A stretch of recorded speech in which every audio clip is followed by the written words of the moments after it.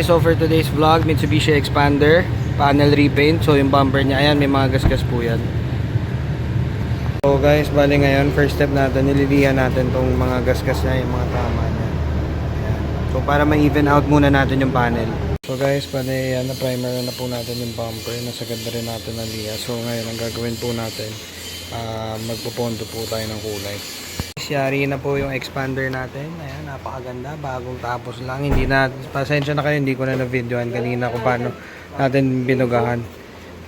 Pero okay na po yan.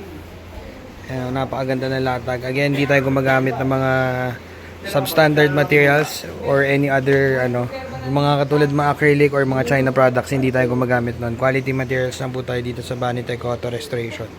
Message lang kayo or tawag kayo, or mas maganda kung madala nyo dito para ma-estimate natin ng personal yung mga damage ng kotse nyo.